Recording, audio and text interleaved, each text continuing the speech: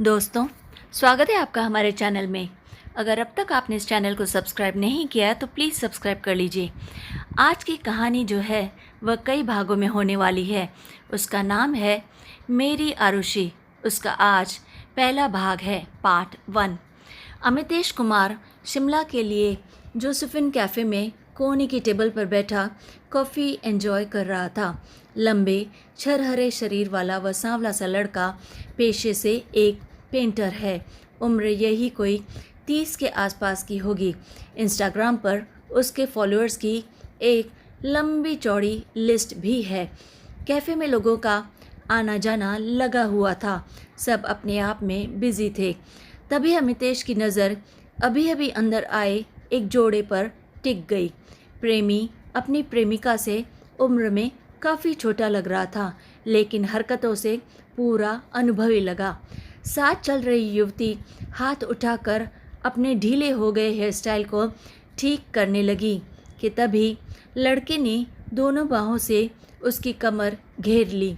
वह अपने प्रेमी की अधीरता पर चुपचाप हंस पड़ी और उसके कंधे को अपनी बाहों में घेर कर उसके समीप आकर अपने होंठ उस पर रख दिए।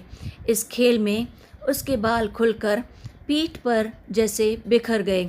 उसके बालों में उलझा चांदी का एक एंटीक हेयर क्लिप उसकी अमितेश की आंखों में जैसे अटक गया। उसने क्लिप में नीले रंग वाले पंखों की जलपरी को उड़ान भरते देखा। अमितेश की कल्पना भी उड़ने को हुई कि तभी उसका मोबाइल बज उठा। उसका ध्यान मोबाइल की तरफ चला गया।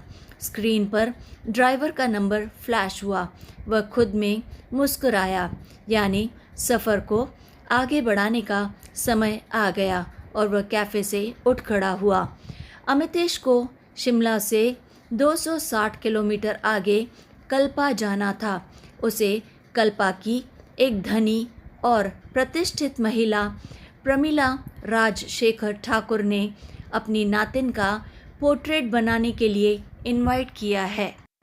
अमितेश को तो शिमला एयरपोर्ट से ही गाड़ी और ड्राइवर मिल गए थे, लेकिन उसे बहुत ज़्यादा भूख लगी थी, इसलिए वह पेट पूजा के इरादे से इस कैफ़े में आ बैठा और ऐसा खोया कि जैसे सब कुछ भूल गया कि उसे आगे भी जाना है। ड्राइवर का फ़ोन आते ही वह तुरंत कैफ़े से बाहर निकला। उसे शिमला से कल्पा का रास्ता बहुत ज़्यादा रोमांचक लगा। कभी गाड़ी घुमावदार रास्तों की मदमस्त चाल से चलने लगती, तो कभी हवा के तेज़ बहाव में अपनी गति बढ़ाती हुई लहराती हुई चलती। अमितेश इस झूले में झूलता जल्दी ही सो गया। उसे नींद आ गई। कुछ घंटे की मीठी नींद के बाद जब अमितेश की आंखें खुली तो बर्फीले पहाड़ों, सेब के बागानों और ठंडी हवाओं और हरियाली से घिरे इस शहर को देखकर उसे ऐसा लगा मानो यहाँ स्वर्ग सो रहा हो। वह सचमुच स्वर्ग में पहुँच गया हो। ड्राइवर ने बताया कि वे कल्पा पहुँच गए हैं। वैसे अमितेश के लिए पहाड़ नए बिल्कुल नहीं थे। उसका बचपन मसूरी की सुस्त ज़िंदगी छोटी पगडंडियों और छोटी दुकानों में खेलकर बड़ा हुआ है, पर अब उसे मसूरी में ऐसा लगता है जैसे पहाड़ की खामोशी भीड़ के शोर में दबकर कराह रही हो। कृत्रिम फूलों और कृत्रिम लोगों ने इस पहाड़ को चंचल कर दिया है। अमितेश इस चंचलता में वह पहली वाली स्थिरता तलाशता रहता था। यह अधिकतर उसके साथ होता ही था। इस कारण वह मसूरी में अधिक देर रुक ही नहीं पाता था, पर इसी शहर के एकांत में उसके माँ और बाबा की स्मृतियाँ अपने घर की शक्ल में आज भी जीवित हैं। ड्राइवर के हॉर्न बजाने से अमितेश का ध्यान सामने की तरफ गया। उसने देखा गाड़ी एक बड़े से सुनहरे गेट के सामने आकर खड़ी है। शायद ड्राइवर ने हॉर्न दरवाज़ा खुलवाने के लिए बजाया था। अमितेश ने गाड़ी में बैठे बैठे पीछे पलटकर दूर तक फैले जंगल को देखा। तभी गेट खुल गया और गाड़ी एक आलीशान महलनुमा बंगले के सामने जाकर रुकी। घर का नौकर अमितेश को बैठक में ले गया। अमितेश को इंतज़ार करने का कहकर वह रानी माँ को बुलाने चला गया। यहाँ के लोग प्रमिला राजशेखर ठाकुर को आदर से रानी माँ कहकर ही बुलाते थे। नौकर के जाने के बाद अमितेश ने कमरे के चारों तरफ नज़र दौड़ाई और कमरे को ध्यान से देखते रहे। तभी अमितेश की नज़र कमरे की दाहिनी दीवार पर टंगी बड़ी सी फ़ोटो पर ठहर गई। वह अपने आप से ही बोल पड़ा, खूबसूरती को कितनी बार कैनवस पर बनाने की कोशिश की है, पर ठीक से बनाने में हमेशा चूक गया। इस सुंदर चेहरे को देखकर तो ऐसे लगता है जैसे भगवान ने इसे बनाकर हम जैसे चित्रकारों के ब्रश को चैलेंज किया है। इसका रंग ऐसा है मानो दूध धुली लड़की पर केसर की फुहारें गिर गई हो, इतनी खूबसूरत। पर इस गोल चेहरे की इस कत्थई आंखों में झांकता हूँ तो वहाँ मुझे दर्द और इंतज़ार क्यों दिखाई दे रहा है। अचानक अमितेश के मुंह से निकला, किसका है ये चेहरा? दीदी माँ का। अचानक पीछे से आई इस आवाज़ से अमितेश अचकचा गया। उसने देखा एक विराटकाय आदमी कमर पर अपने हाथ टिकाए हुए उसके पास आकर खड़ा था। जी आप? मैं मोहनलाल, रानी माँ का सेक्रेटरी। इतना कहकर उस आदमी ने अमितेश की तरफ अपना हाथ बढ़ा दिया। दोनों ने आपस में हाथ मिलाया। इधर उधर की थोड़ी बातचीत के बाद अमितेश ने पूछा, दीदी माँ कौन है? रानी माँ की नातिन आरुषि ठाकुर। अमितेश कुछ और पूछने को हुआ कि मोहनलाल ने घर के नौकर को आवाज़ लगा दी। नौकर के आते ही वह अमितेश की तरफ घूमा और बोला, अमितेश जी, यह चंदू है, यह आपको आपके कमरे तक पहुंचा देगा। अब तक तो आपका सामान भी कमरे में पहुंच गया होगा। रानी माँ आपसे डिनर पर मिलेंगी रात को ठीक 9 बजे। तब तक आप आराम करें, मैं निकलता हूँ। अमितेश भी चंदू के पीछे पीछे सीढ़ियाँ चढ़ने लगे। जहाँ वह जाता उसके पीछे पीछे चल दिए। उसके मन में बहुत समय से कुछ घुमड़ रहा था। उसने चंदू से आखिर सवाल पूछ ही लिया, ये रानी माँ की नातिन वही है ना जिनका पोर्ट्रेट बनाने मैं आया हूँ? जी सरकार, बड़ी अच्छी थी बेचारी। अच्छी थी मतलब? अरे क्या बताएं साहब। इतना कहकर वह रुका और फिर धीरे से फुसफुसाया, वे गुज़र चुकी है सरकार। अमितेश उछल पड़ा। चंदू फिर बोला, उन्होंने आत्महत्या कर ली। पर क्यों? हम तो नौकर आदमी हैं सरकार, हमें कौन और क्यों बताएगा भला।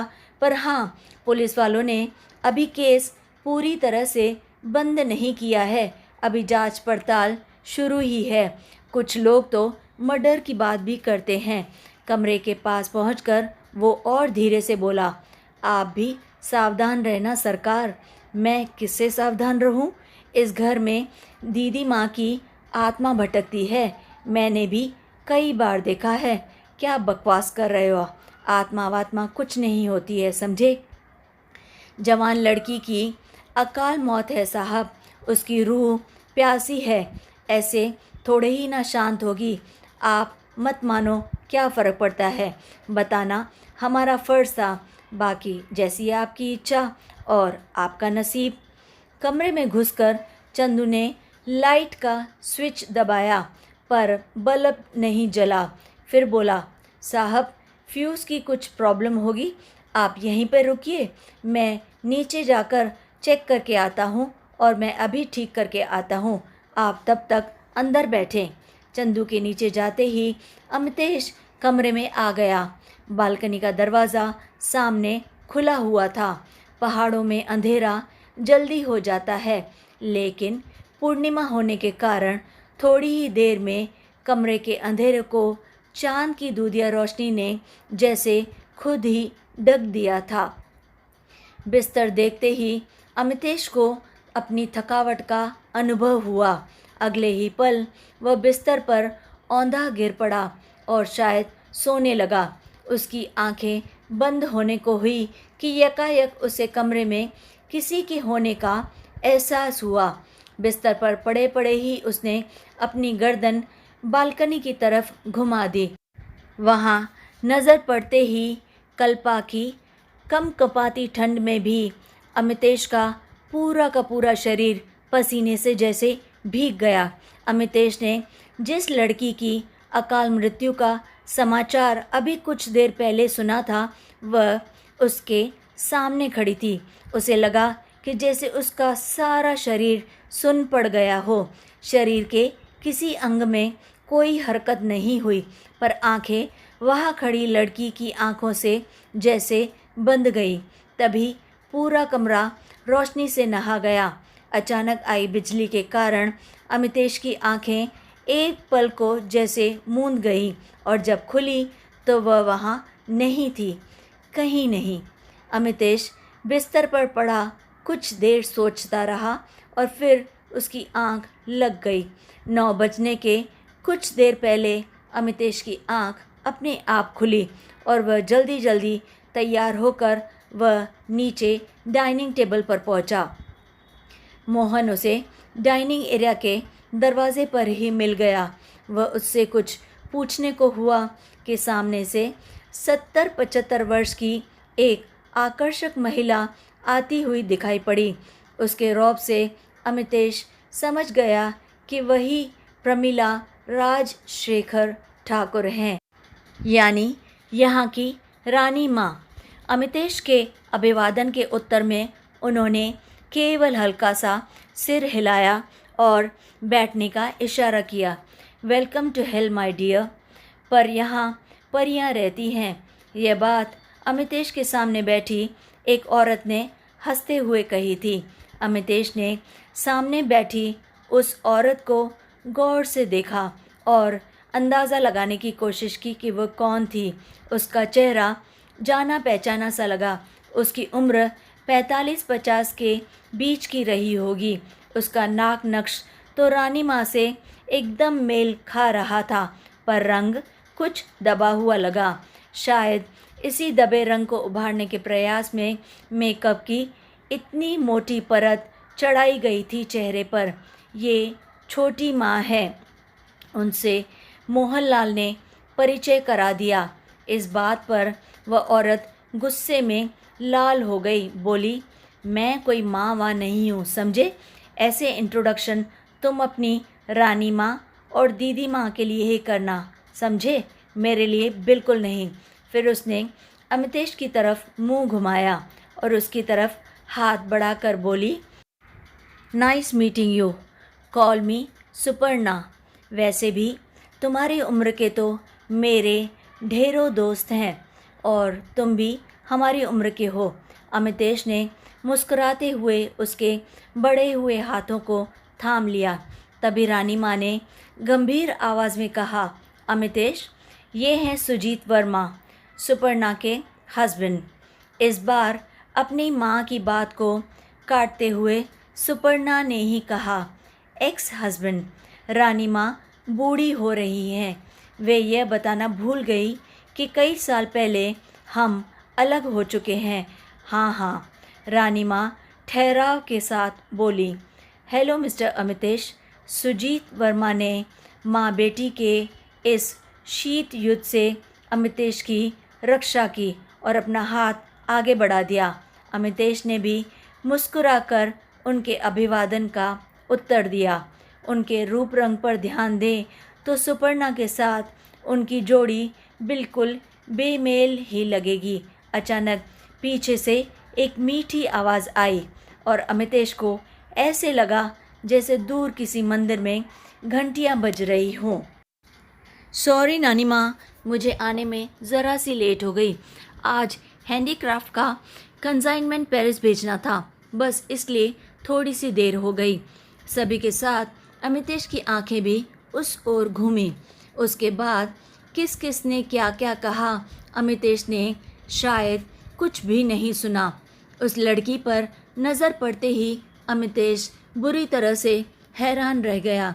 उस फोटो वाली लड़की को सामने देखकर उसके मन में डर और खुशी के मिले जुले भाव आ गए थे। आखिर ये लड़की है या भूत, पर जो भी है बहुत ज़्यादा सुंदर है। ये है मेरी नातिन अनुपमा।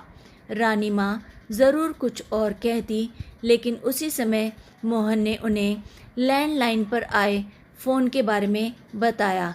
उन्होंने अनुपमा को अमितेश से बात करने के लिए कहा और वे खुद फ़ोन सुनने चली गई। शायद कोई इम्पोर्टेंट कॉल था। अनुपमा उसके पास वाली कुर्सी पर चुपचाप आकर बैठ गई। अमितेश अभी भी उसे ऐसे घूर रहा था जैसे कोई भूत देख लिया हो।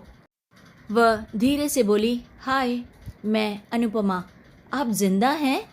वह अमितेश की इस बात से पहले तो चौंकी, फिर कुछ सोचकर बोली, नहीं, मतलब इस कमरे में आपके अलावा सभी लोग मृत हैं। और क्या? अमितेश ने कांपती आवाज़ से उससे फिर से पूछा। और आज हमारी डिनर पार्टी है, तभी तो आपको बुलाया है खाने के लिए। क्या मतलब? अभी भी नहीं समझे? आप ही तो हैं हमारे मेन कोर्स। एक पल को तो अमितेश को ऐसे लगा कि वह शायद सच बोल रही है, लेकिन दूसरे पल उसने खुद को संभाल लिया। फिर उसकी आंखों में खेलती हंसी को देखकर सारा माजरा समझने में उसे ज़्यादा देर नहीं लगी।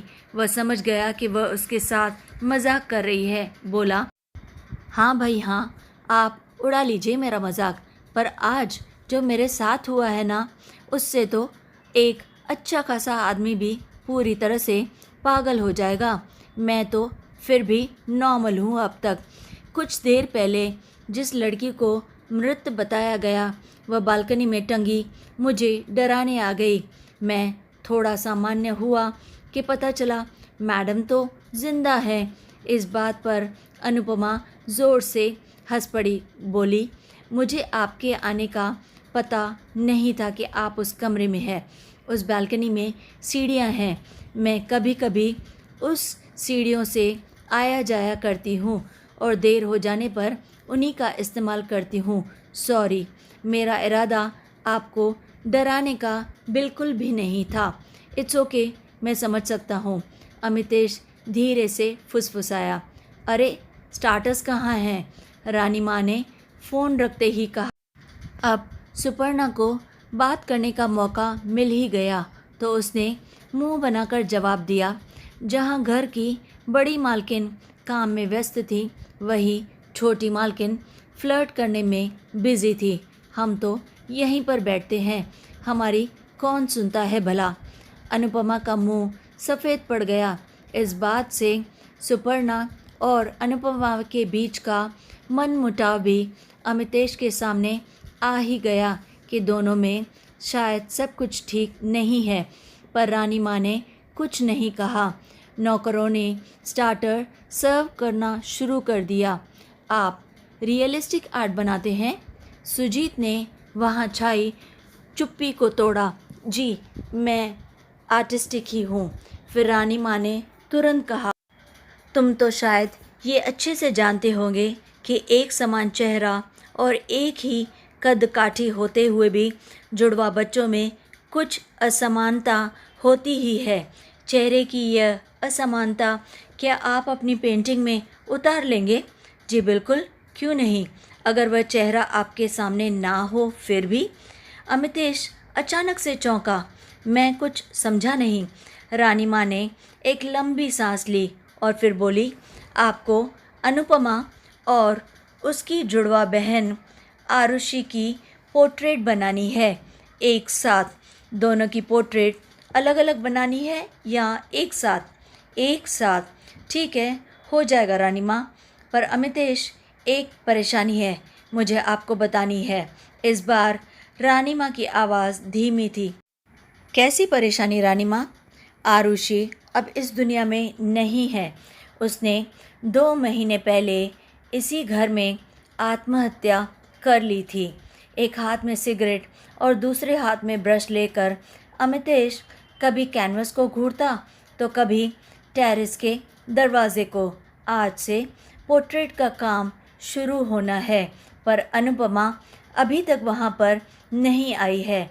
अमितेश गुस्से में आकर चंदू को आवाज़ लगाने को हुआ कि तभी सीढ़ियों पर पायल की रुमझुम उसके कानों में पड़ी। उसे आवाज़ सुनाई पड़ी। अगले ही पल अनुपमा उसके सामने थी।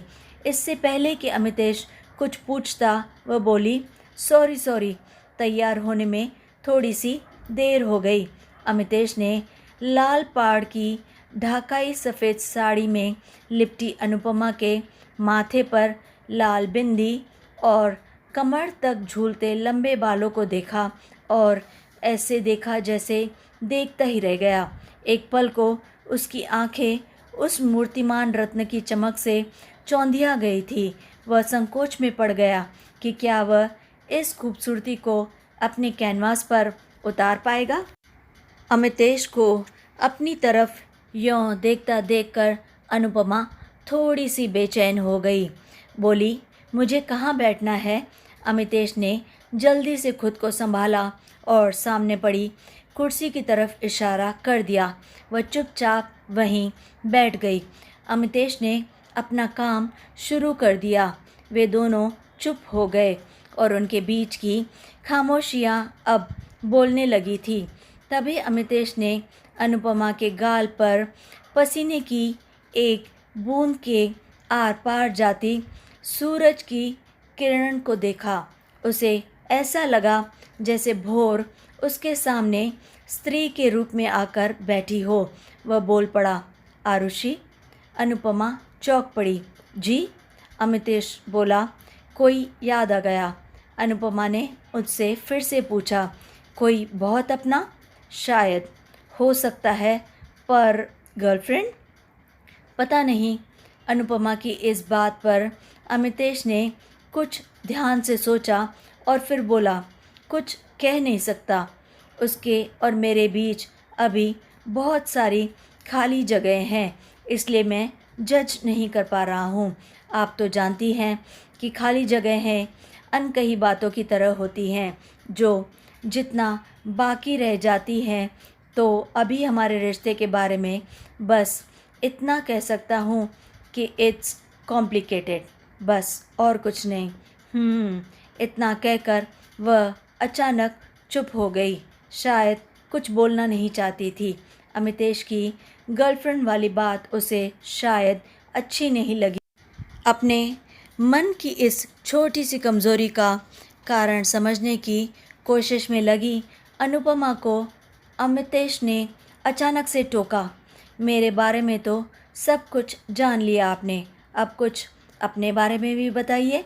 वह बोली, मेरे बारे में जानने जैसा कुछ भी खास नहीं है। कोई तो होगा, कहीं तो होगा।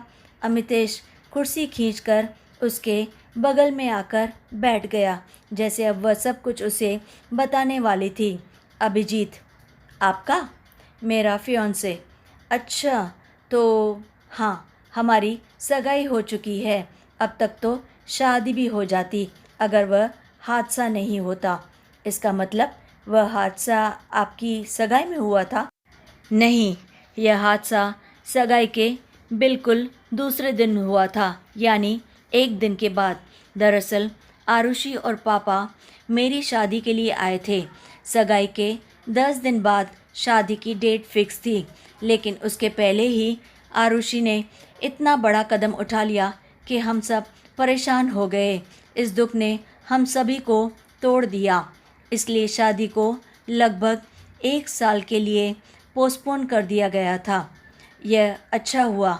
अचानक से इतना कहते ही अमितेश समझ गया कि उसके मुंह से कुछ गलत निकल गया है, इसलिए अपनी बात संभालते हुए फिर वह लगातार बोला, अच्छा हुआ कि आप रुक गई और थोड़े समय के बाद शादी के लिए तैयार हैं। इस समय आपके परिवार को आपकी बहुत ज़्यादा ज़रूरत है।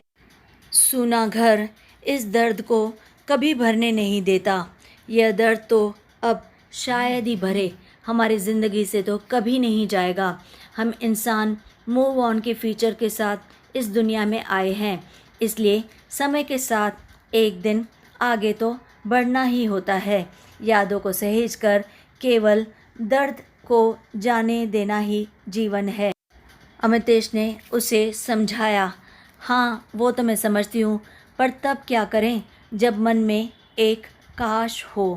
काश तो हमेशा से होता है, हर किसी के मन में होता है, पर कुछ काश में क्यों भी होता है। अमितेश ने उसकी हथेली को अपनी हथेलियों में भर लिया। वह कुछ नहीं बोली, ना कुछ इनकार ना ही इकरार। अनुपमा, अगर बुरा न मानो तो एक बात कहूँ? हाँ, कहिए ना।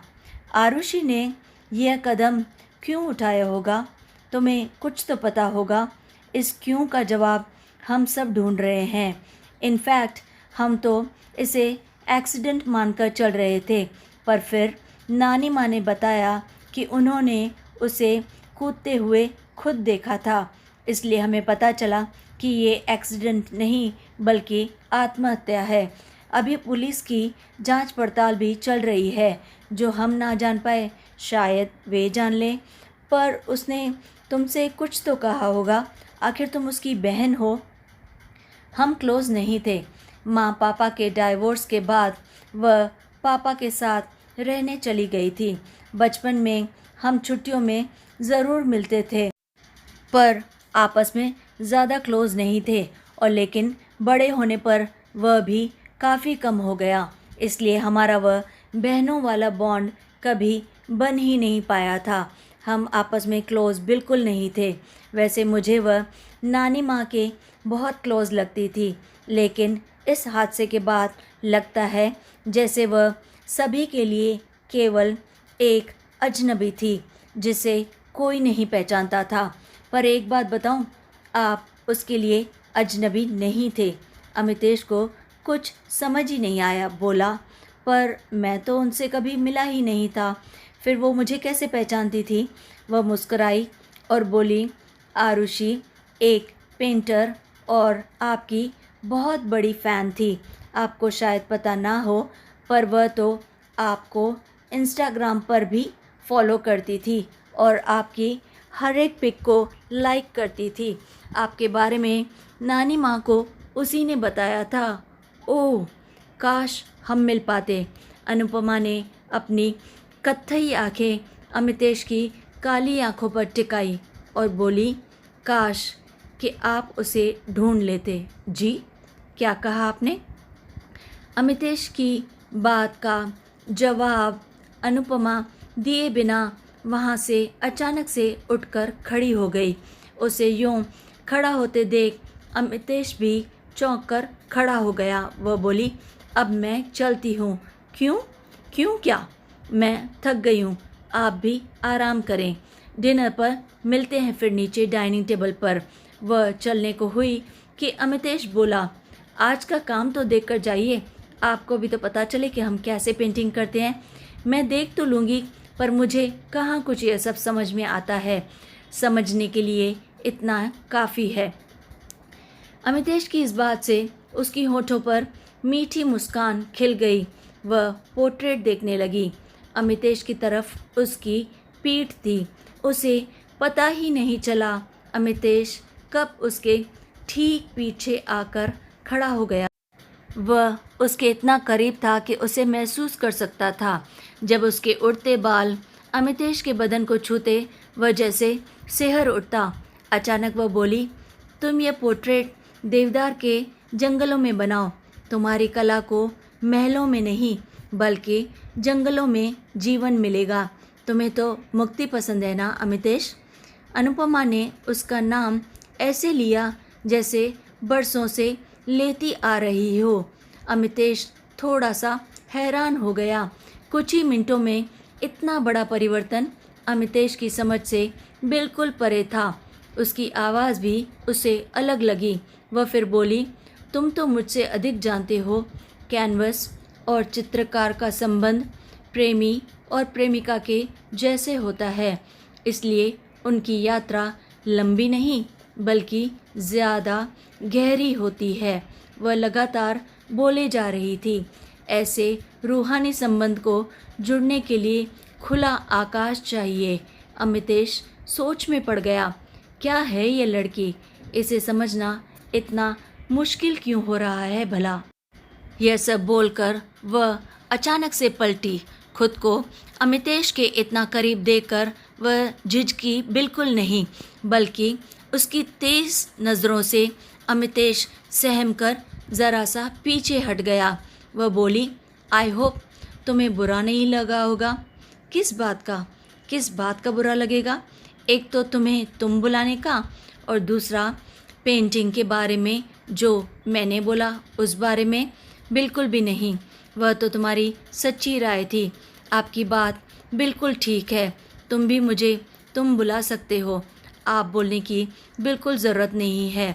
अनुपमा की इस बात पर दोनों एक साथ हंस पड़े, जैसे पुराने दोस्त मिले हों। हंसते हंसते अमितेश ने उसकी तरफ हाथ बढ़ाया और बोला, तो चलो हम आपस में दोस्ती कर लेते हैं। इतना सुनते ही अनुपमा के चेहरे पर पहली वाली गंभीरता आ गई। वह बोली, दोस्त बनने की इतनी जल्दी क्या है भला? थोड़ी देर रुकिए, खुद ब खुद दोस्ती हो जाएगी। पहले मुझे ठीक से जान तो लो, अभी तो तुमने देखा ही क्या है। और फिर उसी रहस्यमय तरीके से फिर अमितेश को अपनी सोच के साथ अकेला छोड़कर वह वहाँ से चली गई।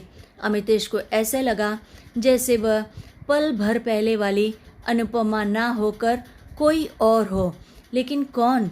जो कुछ देर पहले अपनी सी लगने लगी थी, वह फिर से पूरी तरह से पराई हो गई। अनुपमा के जाने के बाद अमितेश भी अपने कमरे में आ गया और बैग से मधुशाला निकालकर पढ़ने लगा। यह उसकी फेवरेट किताब है, पर उसका ध्यान रह रहकर अनुपमा पर बार बार चला जाता। हार कर उसने किताब नीचे रख दी। जब ध्यान ही नहीं तो पढ़ने का मतलब ही क्या है। फिर उसके मन में आया कि एक बार जंगल की तरफ जाकर पोर्ट्रेट बनाने की जगह देख ली जाए। वह बाहर निकला ही था कि उसे स्टडी से रानी माँ की गंभीर और तेज़ आवाज़ सुनाई पड़ी। इसके बाद मोहन की दबी हुई आवाज़ भी साथ में आई। साफ था कि रानी माँ किसी बात को लेकर चिंतित थी या फिर काफ़ी नाराज़ थी। अमितेश को छिपकर बात सुनना और हवा में बातें बनाना बिल्कुल भी पसंद नहीं है। यह उसके स्वभाव में नहीं था। इसलिए बिना कुछ सोचे वह चुपचाप उस कमरे से आगे बढ़ गया। मकान की गेट पर चंदू दरबानों से बातें करता हुआ मिल गया। अमितेश को देखते ही वे एकदम से चुप हो गए। अमितेश बोला, भाई चंदू, आज अपना जंगल दिखाओ, मैं भी तो देखूं आपका जंगल। साहब, अंधेरे में क्या दिखेगा, कल सुबह ले चलूँगा। उसकी बात सुनकर अमितेश को इस बात का ख्याल आया कि दिन तो पूरा ढल चुका है। उसे पेंटिंग करते पता ही नहीं चला कि अब शाम हो चुकी है। उसने अपनी जेब से एक सिगरेट निकालकर सुलगाई और बोला, बात तो सही कर रहे हो चंदू भाई, ठीक है तो फिर कल सुबह ही चलेंगे। कोई बात नहीं, कल चल लेते हैं। तभी अमितेश की नज़र उसकी सिगरेट को ललचाई नज़र से देख रहे पहरेदारों पर गई। उसने अपनी जेब से पूरा सिगरेट का पैकेट निकाला और उनकी तरफ बढ़ाते हुए बोला, भाई आप भी ले लीजिए, एक एक लो भाई, हम तो जल ही रहे हैं, तुम भी थोड़ा जल कर देखो। उसने हंसते हुए कहा। सरकार सरकार चंदू और उन दोनों ने एक एक सिगरेट ले ली। चंदू उनमें से एक पहरेदार की तरफ इशारा करते हुए बोला, सरकार, आपने भगवान का मन ठीक कर दिया। वो कैसे? बेचारा बहुत ज़्यादा उदास था। अरे भाई, मैंने क्या कर दिया ऐसा? अमितेश ने एक कष्ट लेते हुए पूछा। क्या हुआ भगवान भाई, कुछ टेंशन है क्या? कुछ नहीं साहब, गेट खोलने में ज़रा सी देरी होने के कारण मोहन साहब ने बुरी तरह डांट दिया। कोई बात नहीं, नौकरी में तो यह सब चलता रहता है, इतना क्यों सोच रहे हो। इतना कहकर अमितेश ने उसका कंधा थपथपाया और घूमने के इरादे से वहाँ से बाहर निकल आया। चंदू भी उसके पीछे आ गया। सरकार सब अपना गुस्सा अपने से नीचे वालों पर ही निकालते हैं। अमितेश ने देखा कि उसके पीछे पीछे चंदू भी आ गया है। अरे तुम भी आ गए? हाँ साहब, मैं सामने वाले मोड़ से भीतर जाऊंगा, आपको चलना है साथ? वहाँ से मार्केट पास पड़ती है, इसलिए यहीं से चल दिया। अमितेश ने जब कुछ नहीं कहा तो वह फिर से बोलने लगा। आज मोहन साहब को रानी माँ ने खूब डांटा तो बस अपना गुस्सा उसने उस गरीब पर निकाल दिया। अच्छा, चंदू को अमितेश का इतना छोटा जवाब बिल्कुल पसंद नहीं आया। वो चाहता था कि अमितेश को सारी बात बताए। उसे लगा कि अमितेश उसकी बात को हल्के में ले रहा है, इसलिए उसने अपनी जेब से अखबार का एक मुड़ा तोड़ा कागज़ निकाला और अमितेश की तरफ बढ़ाता हुआ बोला, देखिए, यह है सब मुसीबत की असली जड़। सरकार, आज के अखबार में यह छप गया और मोहन साहब कुछ भी ना कर पाए, उसको रोक नहीं पाए, तभी तो रानी माँ इतनी ज़्यादा गुस्से में है। अमितेश चंदू को टालते हुए बोला, क्या चंदू, अंधेरे में क्या पढ़ूंगा, छोड़, रहने दे। चंदू ने अमितेश को ऐसे देखा जैसे उसे उसकी बुद्धि पर शक हो रहा हो। बोला, क्या सरकार, इस मोबाइल की टॉर्च कब काम आएगी, लीजिए। ना चाहते हुए भी अमितेश को उसके हाथ में पड़ा पन्ना लेकर पढ़ना पड़ा। अखबार में रानी माँ की तस्वीर के साथ एक बड़ी खबर छपी थी। आखिर क्या छुपा रही है प्रमिला राजशेखर ठाकुर? आत्महत्या का कारण या हत्या का अपराधी? चंदू के चले जाने के बाद अमितेश काफ़ी देर तक यूं ही यहाँ वहाँ भटकता रहा। जब घर लौटा तो इतना थक गया कि डिनर की इच्छा ही नहीं हो रही थी, इसलिए उसने अपने कमरे में ही दूध मंगाया और पीकर वहीं पर लेट गया। अमितेश पलंग पर लेटा देर रात तक करवटें बदलता रहा। फिर ना जाने कब उसकी आंख लग गई, उसे पता ही नहीं चला। लेकिन थोड़ी ही देर बाद हुई तेज़ आवाज़ ने उसकी कच्ची नींद को तोड़ दिया। उसने देखा टेबल पर से जग गिर जाने के कारण पूरे कमरे में पानी फैल गया है और पूरा कमरा गीला हो गया है। वह बाथरूम से वाइपर लाने के लिए उठा कि बालकनी के दरवाजे पर हल्की दस्तक सुनाई पड़ी। पहले तो अमितेश को लगा कि यह उसके मन का भ्रम है, लेकिन वही दस्तक दोबारा हुई। अमितेश डरा तो नहीं, पर परेशान ज़रूर हो गया। इतनी रात उसकी बालकनी में कौन होगा भला, और यह कौन सा वक्त है? अमितेश सोच ही रहा था कि दस्तक फिर से हुई। उसने धीरे से दरवाज़ा खोलकर देखा तो वहाँ कोई नहीं था।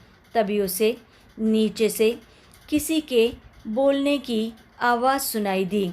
बाहर बालकनी में आकर उसने नीचे की तरफ झांका, शायद कोई दिख जाए, तो वह बुरी तरह चौंक गया। उसने नीचे ध्यान से देखा तो नीचे स्लेटी रंग के नाइट गाउन में अनुपमा खड़ी है। वह आकाश की तरफ देखकर कुछ बड़बड़ा रही थी। अचानक से वह मुड़ी और उसकी नज़र सीधे अमितेश से मिल गई। अमितेश जैसे सक पकाकर पीछे हटा कि तभी कोई उसके कान में धीरे से फुसफुसाया। धप्पा! वह पलटा और सामने आरुषि को देखकर ज़ोर से चीख पड़ा। अमितेश को क्यों इस घर में सब उलझता हुआ सा लग रहा था। वह कौन सी कशिश थी, या फिर ऐसा क्या था जो उसे अनुपमा की ओर खींच रही थी? और वह अखबार वाली न्यूज़, उधर अखबार में रानी माँ को लेकर छपी खबर ने भी अमितेश को पूरी तरह से असमंजस में डाल दिया था। उसे कुछ नहीं सूझ रहा था। फिर रात को अमितेश को धप्पा कहकर चौंकाने वाली लड़की कौन थी? आरुषि या अनुपमा? इन सब सवालों के जवाब के लिए आपको दूसरे भाग को सुनना होगा, यानी कि पार्ट 2 में इन सारे सवालों को जवाब आपको ज़रूर मिल जाएंगे। तो दोस्तों, कैसी लगी आपको ये कहानी? अगर अच्छी लगे तो लाइक और शेयर ज़रूर करें, और हाँ, पार्ट 2 के लिए ज़रूर ज़रूर ज़रूर वेट करें। कमेंट्स में अपनी राय बताना बिल्कुल न भूलें। तब फिर लाइक, शेयर एंड सब्सक्राइब।